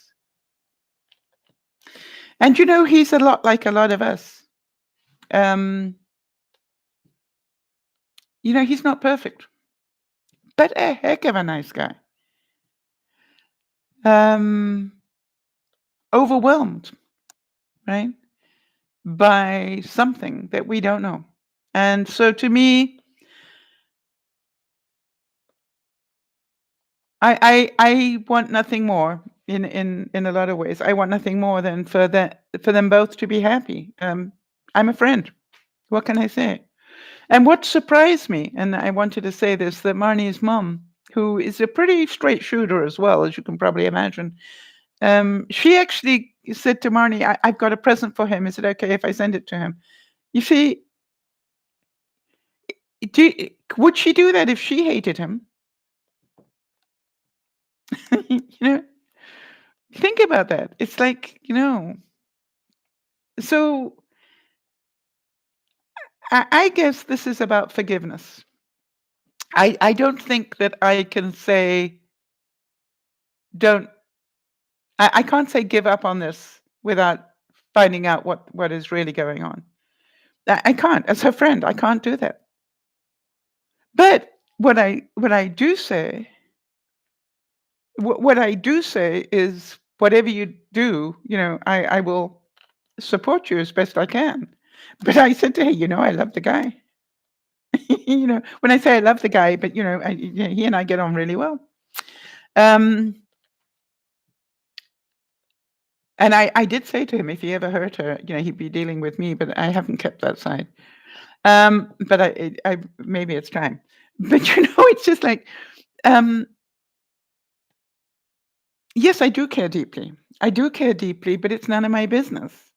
But Marnie asked for my help. Now, can you imagine how kind it is of Marnie to let me talk about it so you can feel it? So you can feel that sometimes it's not as black and white as you think it is, right? And it all connects people. All these dots connect, all right? You can say, oh, don't sell the house because you just lost all this money. Well, I'm going, I didn't have this money, all right? I would only have that money if the market was suddenly back up here again, but it dropped dramatically, and it was just unfortunate that I needed to sell my house at the time that it dropped. And you know what I remind myself of? I bought it in a dropped market, so I still got really good money. It's not like I bought it at the top of the market and I'm going to sell it at the bottom of the market. No, that's not true.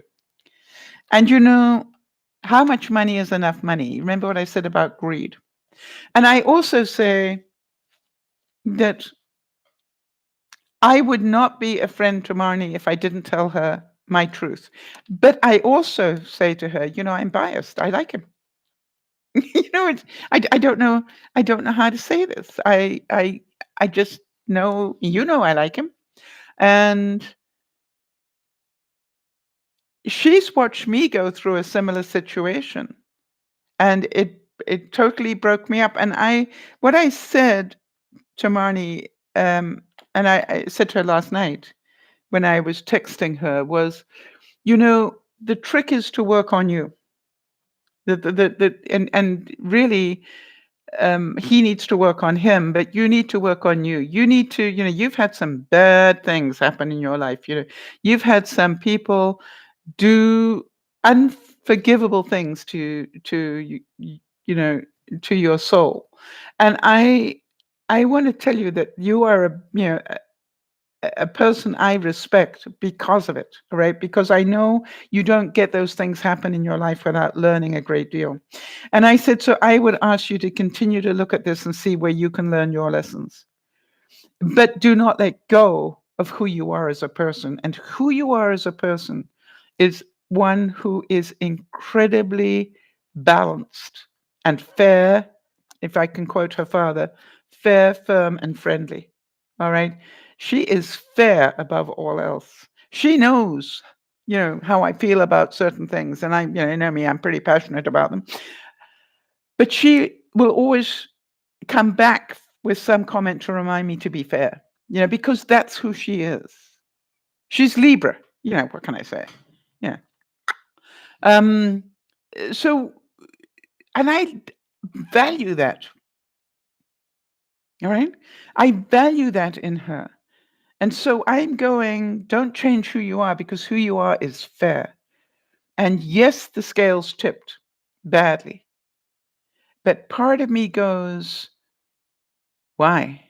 What is this that's causing, if you had told me he had told her 3 different lies and they were on 3 different situations, that were totally different, then I would say exactly what you said originally. The issue about married or not married, I think that's a personal thing for everybody to work with. And I agree with you. Married is married, but I still say it's that if it's married without hope of extrication, then I really don't feel it is the same. But that's just my feeling. It's no longer a choice. It is beyond that.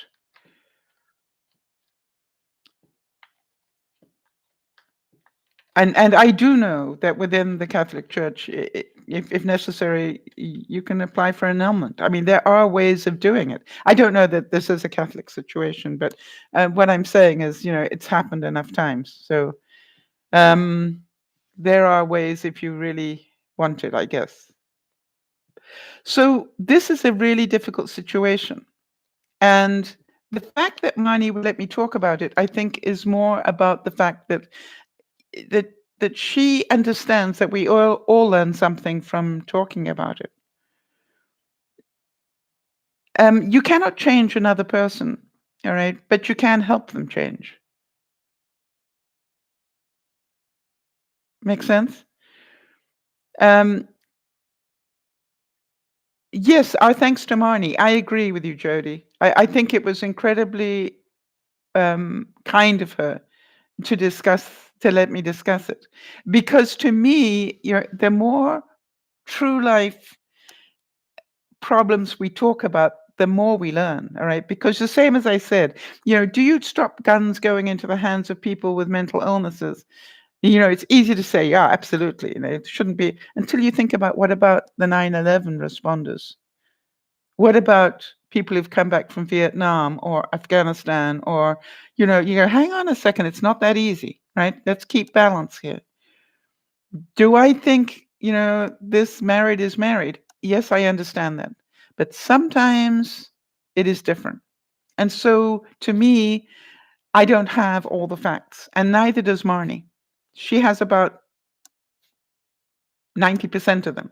She doesn't have 100% of the facts. So, let's wait until we've got all the facts. How about that? Right? But in the meantime, this is still what we're left with, I believe. And I said, listen, typical. I said, could you keep him as an incredible friend?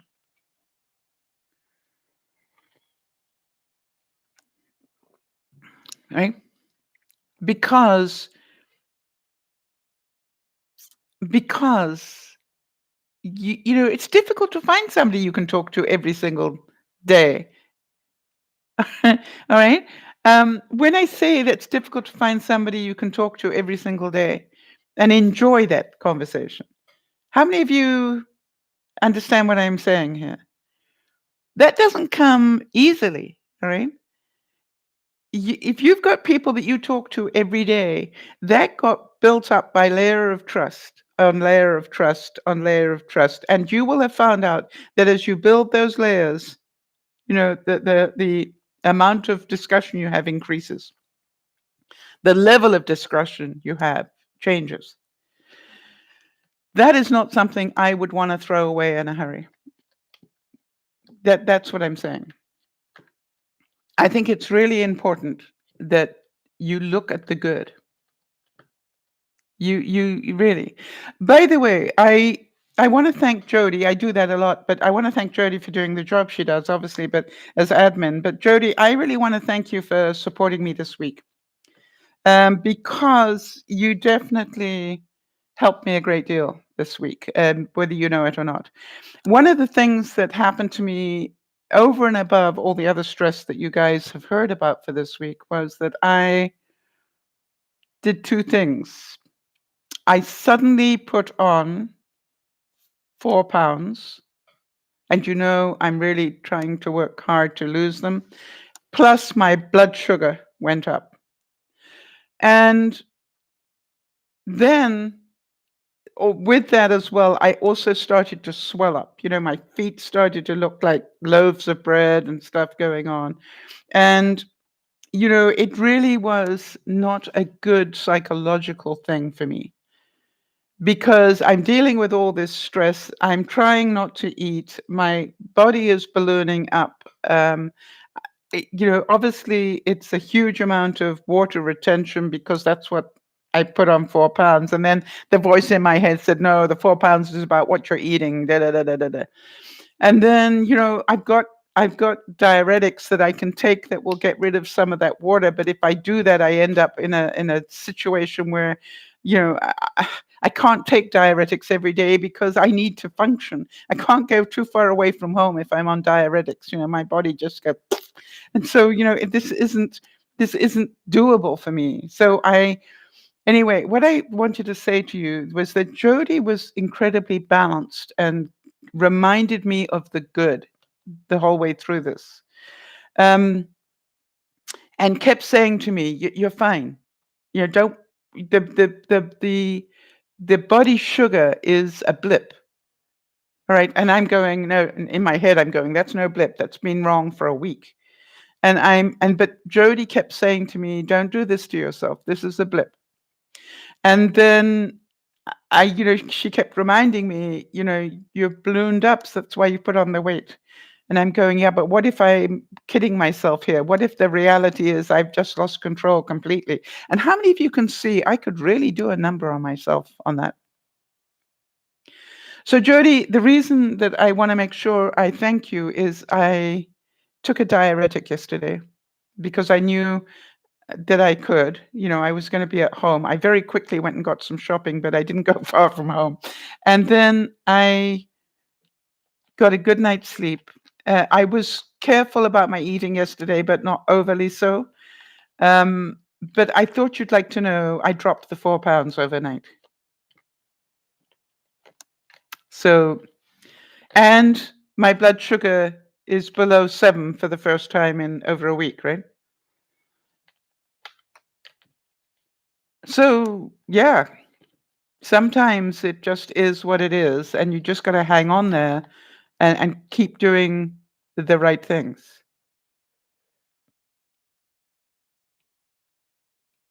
And so, my bottom line of this difference between stress and relaxation is I believe that support is a major part of it. All right. I really do believe support is a major part of it. I think, Jody said we support each other. And, she said our friendship is one of my greatest pleasures. Well, thank you, Jody. The the reality I want to make sure we understand here is that we get out of whack, we get out of control when we get too much into our minds, when we don't have the balance, right, that Marnie's got, when we can't, go, okay, I went a bit too far this way, so now we need to level down again. I know that a couple of times in Marnie's life, she's got totally out of whack, and I will just keep giving, the counterbalance to it until we find out, okay, she levels out here. Do you understand? This is what she needed to hear because she leveled out. I can feel there's less panic in her voice. There's less stress in her voice. And, it was really interesting because I did wonder why she had the birthday dinner so early, because it's not my birthday until just before the end of the month. But I can see now why she wanted it now, right? This was good. And the other thing that I realized, my learning, because, all these things are learning, is that I don't chat to Marnie enough, right? Because I need, that's what I realized. I don't need to explain it. I don't talk to her enough. But she knows I'm always there as a friend, but I don't talk to her enough. So I'm going to change that one. So part of the difference between stress and relaxation is not only what you do, but what your friends do and what you do for your friends. Somebody said to me a long time ago, you can never fail if one person believes in you. You can never fail if one person believes in you. And, but you need to be able to relate to that one person because that's called hope. All right. And I want to tell you, I believe that hope is the most precious of gifts. If you can give any human being hope, that is a really good thing to be able to do. Thank you, Jody. You gave me hope that I could still get back on track and that you believed in me enough that I could. By the way, Jody, I still kept fasting as best I could. I didn't stop that. But, it went to sort of 16 hours and 58 minutes, you know what I mean? It wasn't perfect, but it was pretty good. I really worked hard at distracting myself because I knew I needed to distract myself away from needing to eat because I am a comfort food person. How many of you relate to that? I knew the amount of stress I was under would mean that I would want to snack on stuff. And so I went to the store and I bought popcorn and some nuts, you know what I mean, sunflower seed type stuff, and a little bit of dried fruit, just a little package of dried fruit. And I cut it all the fruit up in very small bits. But I also bought a little bit of caramel corn because I wanted every now and then to hit on something that tasted really good. And I put it all in a big bowl, right? Threw it all in, mixed it all up, and then I divided it into 1 cup sections. And I went, if you've got a snack on 1 cup of this. It's got a little bit of everything. It's got fiber, it's got fruit, it's got a little bit of sweetness in it. If you bother to eat enough, you'll find a piece of sweetness in it. You understand the caramel corn is a very small proportion of it. But, and that's what I did. And I think it has helped. Jody's saying, Sal, you never lost control. It was only a blip. It's a time of stress. You're doing an amazing job. You see, yeah, really, how can you fail with that going on? So I feel the same about Marnie, right? She is an amazing human being going through a very stressful time and trying very hard to say that she has stopped a relationship, and that's not the truth. Wow, Jody's saying you never look for excuses, you look for options. Actually, that's true now. I really have to say that. It is true. I have given up excuses pretty well now. Not perfect, like I lie. But, but I do, I can hear myself about to give an excuse and I go, no, I really, who cares about excuses? The truth is this. And so I think that's a great way. Imagine if you could say that to your friends. All right, I don't need you to give me excuses anymore.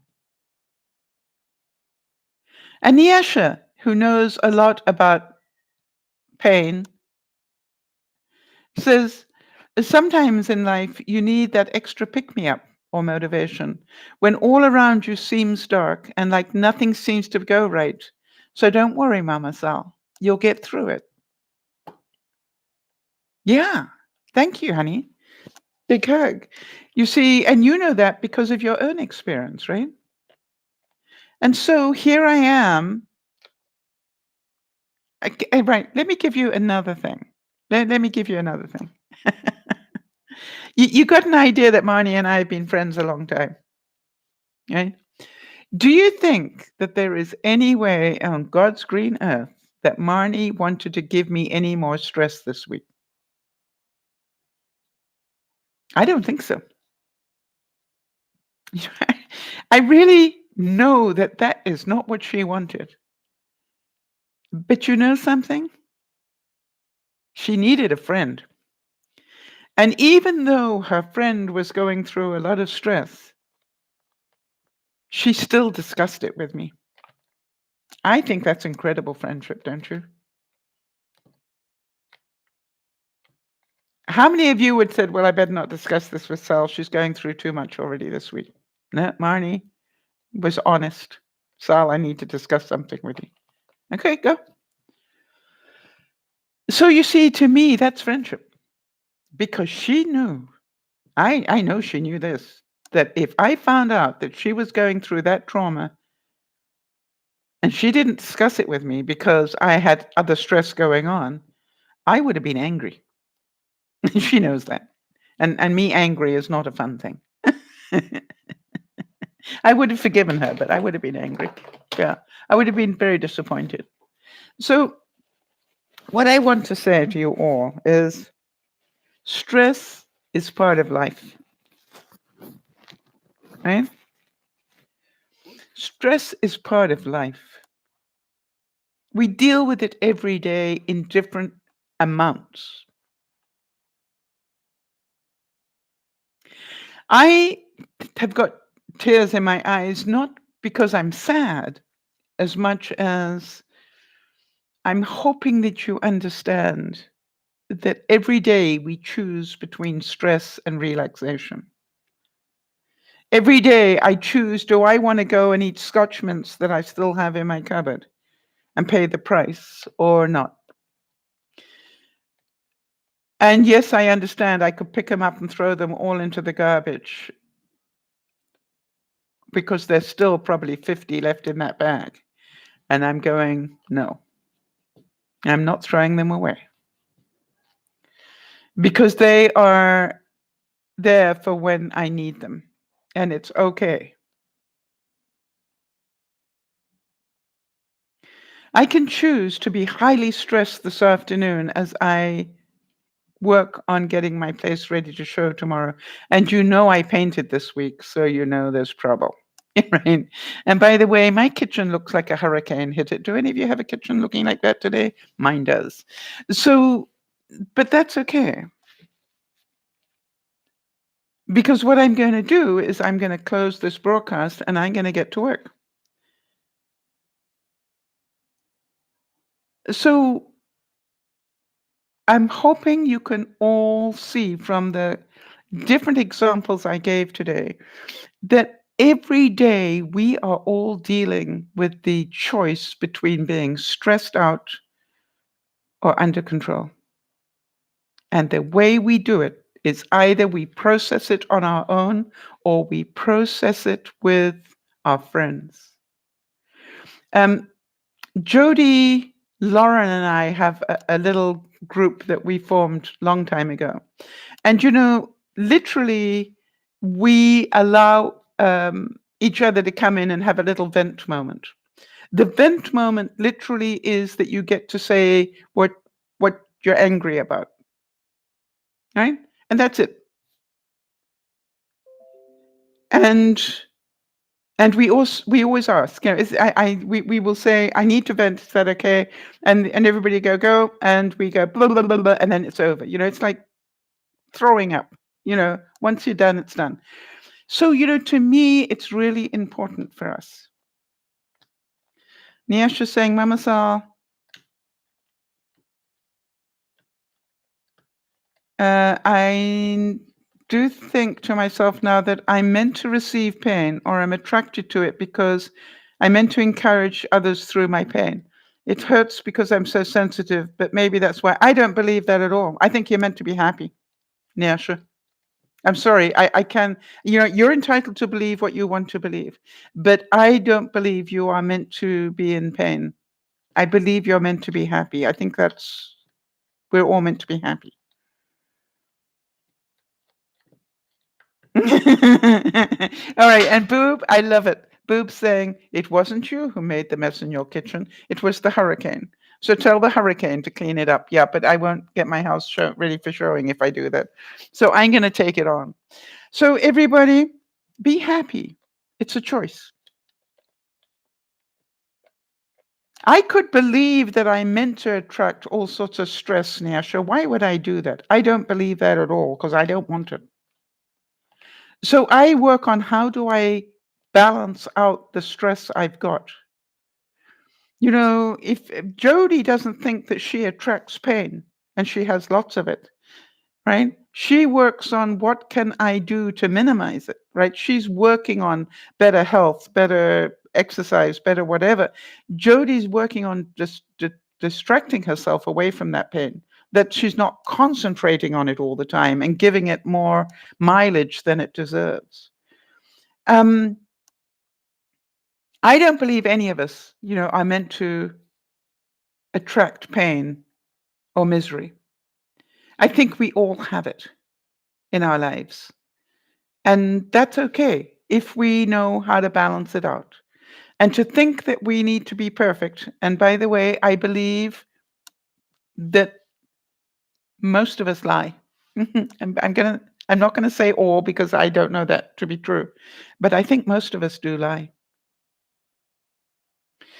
Isabel saying, my problem is to find someone. I will work on this. All right. Yeah, it's not going to come from the other. Exactly. Do not use your spouse as your therapist. I've said that to so many different people. All right. Don't use your spouse as your therapist because they're not. They're meant to be your spouse. Sometimes you don't want to use your friends as your therapist either. You can use it if you can get control, if you can vent and just move on, it's fine. But if you're using them as a therapist, then that is not fair on the friend. By the way, if a friend allows themselves to be used as a therapist, that also is a lack of control. And that's why very often I will talk to people and I listen so far and then I say, something, I think this needs professional help. And I will give a little bit of help, but I will not act as a therapist because it's not who I am.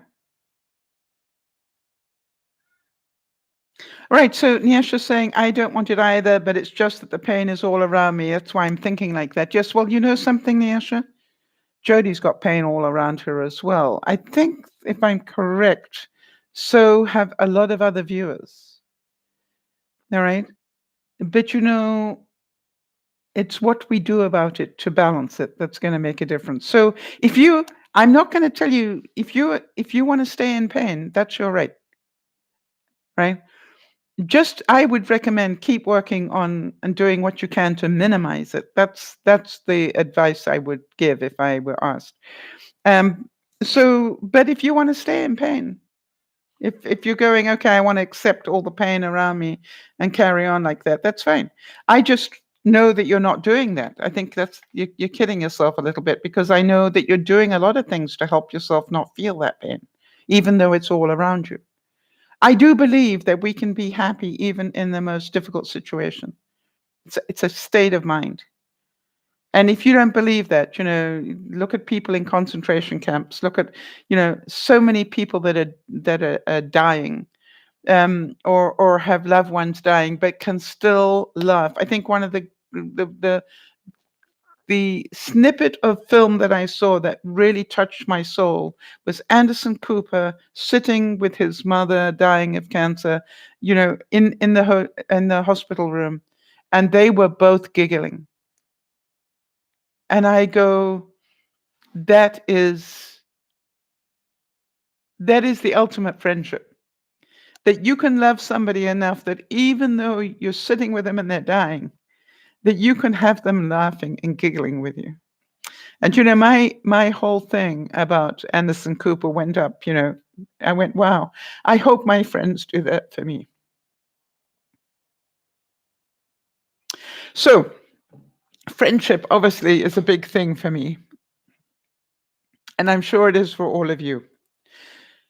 Understand that everything has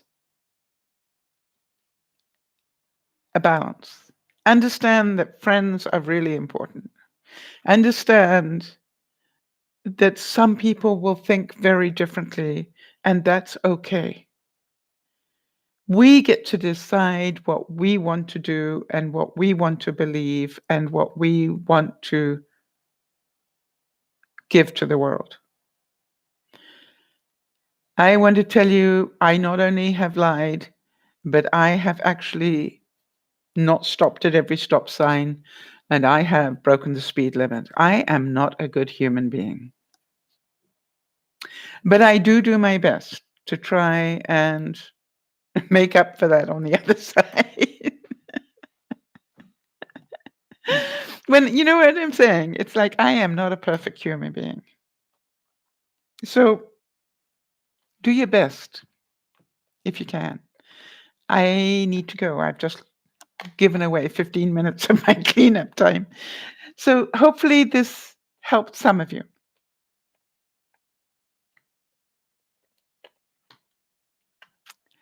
Don't be sorry. I'm not sad, Nyasha. I'm not sad.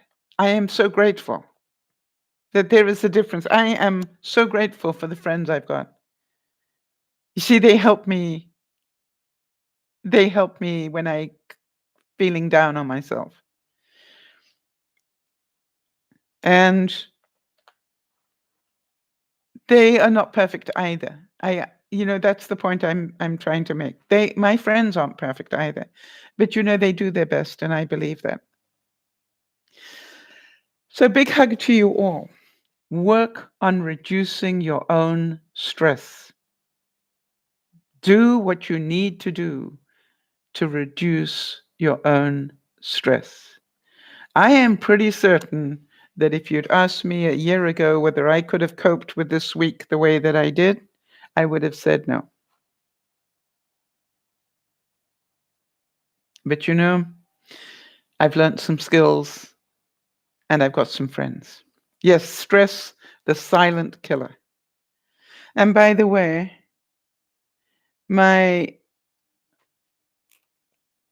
just so that you know, for those of you who know about stress and heart rate,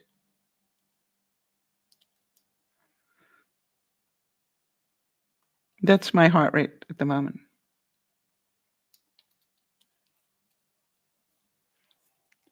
At my age, I'm doing something pretty right. If I can have that heart rate being, yeah, very good. So, but I choose to work on it. And now I choose to go and do some work on me.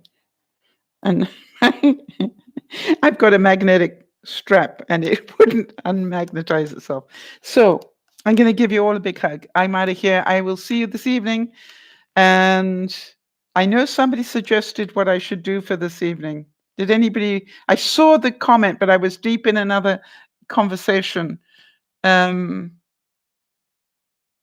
I'll work on it while I'm working. I'm going to work on what I'm going to do this evening because I'm not there yet. Thank you for being my friends. And thank you for all of you for being here because it helps everybody. And Marnie, thank you so much. If you happen to listen to this, thank you so much for allowing us.